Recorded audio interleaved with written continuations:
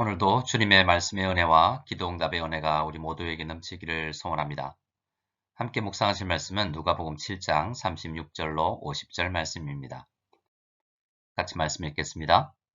한 바리새인이 예수께 자기와 함께 잡수시기를 청하니 이에 바리새인의 집에 들어가 앉으셨을 때에 그 동네에 죄를 지은 한 여자가 있어 예수께서 바리새인의 집에 앉아 계심을 알고 향유 담은 옥합을 가지고 와서 예수의 뒤로 그 발 곁에 서서 울며 눈물로 그 발을 적시고 자기 머리털로 닦고 그 발에 입 맞추고 향유를 부으니 예수를 청한 바리새인이 그것을 보고 마음에 이르되 이 사람이 만일 선지자라면 자기를 만지는 이 여자가 누구며 어떠한 자 곧 죄인인 줄을 알았으리라 하거늘 예수께서 대답하여 이르시되 시몬아 내가 네게 이를 말이 있다 하시니 그가 이르되 선생님 말씀하소서. 이르시되 빚 주는 사람에게 빚진 자가 둘이 있어 하나는 500데나리온을 졌고 하나는 50데나리온을 졌는데 갚을 것이 없으므로 둘 다 탕감하여 주었으니 둘 중에 누가 그를 더 사랑하겠느냐. 시몬이 대답하여 이르되 내 생각에는 많이 탕감함을 받은 자니이다. 이르시되 내 판단이 옳다 하시고 그 여자를 돌아보시며 시몬에게 이르시되 이 여자를 보느냐. 내가 내 집에 들어올 때 너는 내게 발 씻을 물도 주지 아니하였으되 이 여자는 눈물로 내 발을 적시고 그 머리털로 닦았으며 너는 내게 입 맞추지 아니하였으되 그는 내가 들어올 때부터 내 발에 입 맞추기를 그치지 아니하였으며 너는 내 머리에 감람유도 붓지 아니하였으되 그는 향유를 내 발에 부었느니라. 이러므로 내가 네게 말하노니 그의 많은 죄가 사하여졌도다. 이는 그의 사랑함이 많음이라. 사함을 받은 일이 적은 자는 적게 사랑하느니라.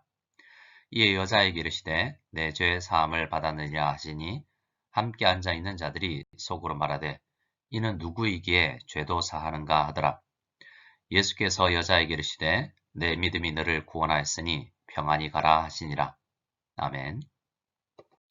오늘 본문은 예수님을 향해서 두 사람이 극명하게 대조를 보였던 한 사건을 기록하고 있는 부분입니다.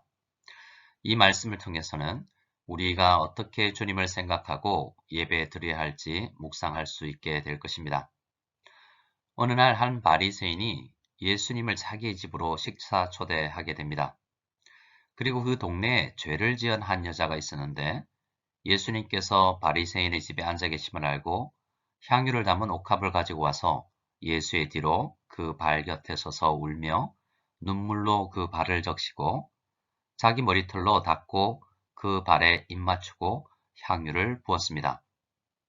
누가는 이 바리새인과 이름 없는 한 여인이 같은 시간에 한 공간에 있으면서 어떻게 예수님을 대하는 자세가 다른지를 기록하고 있습니다. 우리는 어떻게 주님을 대해야 할지를 누가는 이야기하고 있는 것입니다. 예수님을 집으로 초청한 그 바리새인은 이 여인이 예수님께 행한 행동을 보고 마음속으로 생각을 합니다. 그의 생각의 내용은 이렇습니다.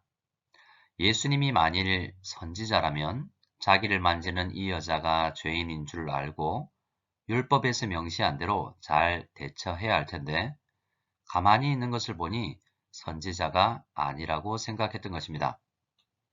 우리는 그의 이러한 생각을 통해서 그가 예수님을 집으로 초대한 이유가 예수님에 대한 사랑이나 존경이 아니라 당시 많은 바리새인들이 그랬던 것처럼 예수님이 무슨 율법에 어긋나게 행동하거나 말을 하시는 것이 없나 하고 살피기 위함이었음을 알 수가 있습니다. 예수님의 말씀 사역과 다양한 질병을 고치는 사역들, 그리고 죄를 사하시는 사역들에 대한 소문은 많은 지역에 나 있었습니다.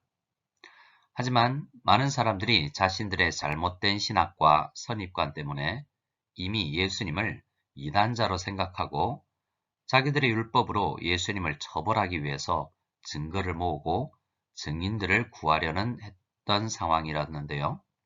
이 바리새인도 그들 중에 한 사람이었던 것 같습니다.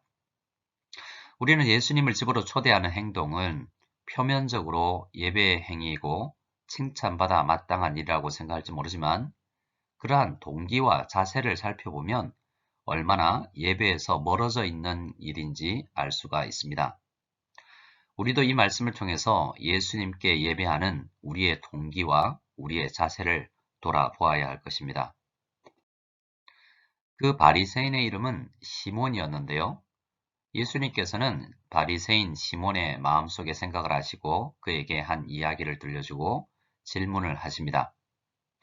질문의 내용은 500데나리온 빚진 사람과 50데나리온 빚진 사람이 모두 돈을 갚을 능력이 없었고 은혜로운 주인을 통해서 빚을 탕감받았는데 누가 더 탕감해준 주인을 사랑하겠는지에 대한 것이었습니다.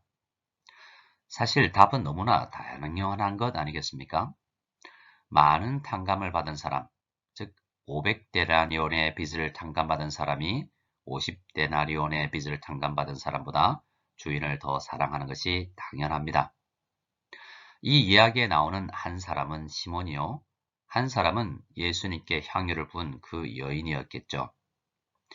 예수님은 이 이야기를 통해서 예수님을 향한 마음의 자세와 섬김의 자세가 다른 이유는 예수님이 어떤 분이신지에 대한 지식의 차이, 그리고 예수님으로부터 받은 은혜의 크기가 달라서라는 것을 알리고자 하신 것이었습니다.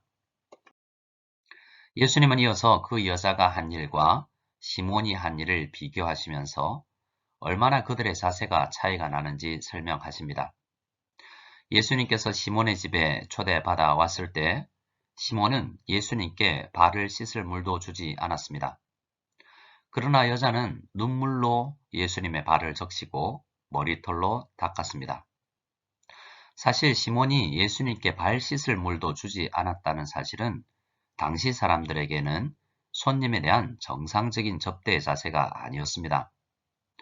당시에 손님을 집으로 초대하면 기본적으로 발을 씻어 주었는데요.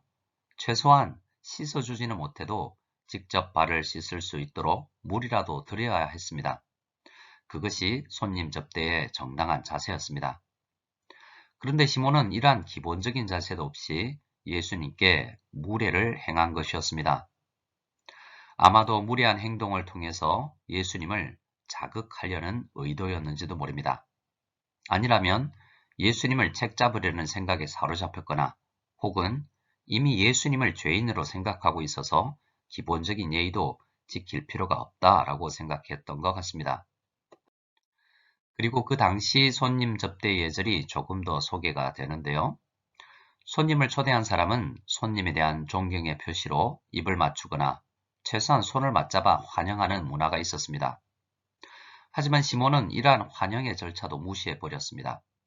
그러나 여인은 입을 맞추는 것이 아니라 예수님의 가장 낮은 신체 부위인 발에 입 맞추기를 그치지 아니하였습니다.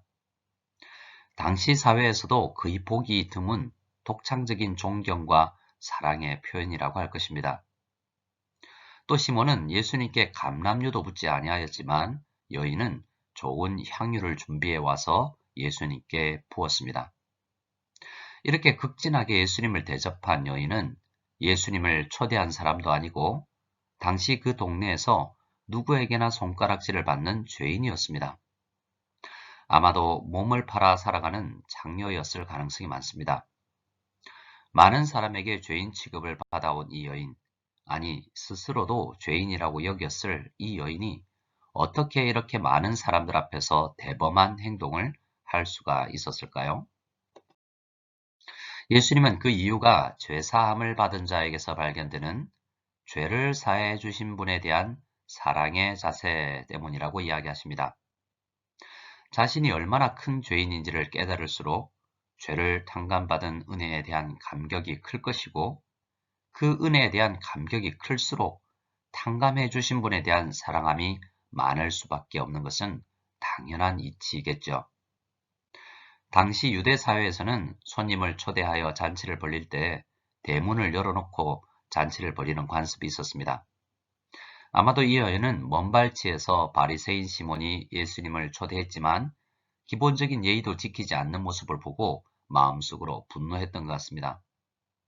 아마도 여인은 어떻게 죄를 사하시는 예수님을 향해서 이렇게 무례한 행동을 할 수 있을까 하고 마음속으로 분노하여서 자기라도 나서서 예수님을 바로 접대해야 되겠다고 생각했던 것 같습니다. 예수님의 말씀을 듣고 이미 죄사함의 은혜를 받은 여인이 예수님께 감사를 표현할 방법을 찾던 차에 시몬의 무례한 행동이 이 여인의 마음에 선한 분노를 일으키게 했고 많이 탕감받은 자로서의 마음을 표현할 수 있게 되었던 것 같습니다. 예수님은 이 자리에서 여인에게 죄사함을 받았다는 말씀을 해주십니다.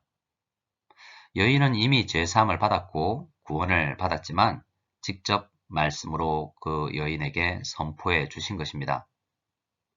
우리는 이 두 사람의 극명한 행동의 차이를 통해서 우리 자신을 돌아보아야 마땅합니다. 이 세상에는 죄 없는 사람이 없습니다. 물론 바리새인은 이 죄 많은 여인보다 더 도덕적으로 행동하고 생각했을 것입니다. 하지만 자신이 도덕적으로 다른 사람들보다 우월하다는 이 잘못된 의식은 자기 자신의 죄의 크기를 잘못 판단하게 되는 그러한 위험이 있습니다. 우리에게도 나는 그래도 저 사람보다는 더 도덕적으로 우월하고 그래도 더 신앙심이 강하다는 생각을 하게 될 수 있습니다. 이러한 생각은 자칫 우리의 예배의 자세와 은혜에 감격하는 자세를 무디게 만들 수 있습니다. 말씀 앞에 자기를 비춰보는 것이 아니라 다른 사람들과 비교하며 자기를 돌아보기 때문인데요. 말씀 앞에 자기 자신을 늘 겸손히 비춰보는 사람이 바른 예배의 자세를 가질 수가 있는 것입니다. 예배의 기회가 적어진 요즘 우리는 하나님 말씀 앞에 자신을 돌아볼 기회를 가지기가 적을 수 있습니다. 말씀이 아니라 일상생활에 젖어서 자기 자신을 말씀 앞에 비추는 시간이 줄어들어 바른 예배를 드릴 수가 없게 되는 것입니다. 그리고 다른 사람들보다 나는 그래도 낫다라는 생각에 우리 자신을 바로 판단할 수가 없게 되는 것입니다. 오늘 우리는 이 여인의 행동을 통해서 우리 자신이 얼마나 은혜를 입은 사람인지를 확인하고 다시 예배의 자세, 찬양의 자세를 점검하는 우리 모두가 되기를 바랍니다. 우리 함께 주기도문 드리겠습니다. 하늘에 계신 우리 아버지여, 이름이 거룩히 여김을 받으시오며 나라가 임하시오며 뜻이 하늘에서 이루어진 것 같이 땅에서도 이루어지이다. 오늘 우리에게 일용할 양식을 주시옵고 우리가 우리에게 죄 지은 자를 사하여 준 것 같이 우리 죄를 사하여 주시옵고 우리를 시험에 들게 하지 마시옵고 다만 악에서 구하시옵소서. 나라와 권세와 영광이 아버지께 영원히 있사옵나이다. 아멘.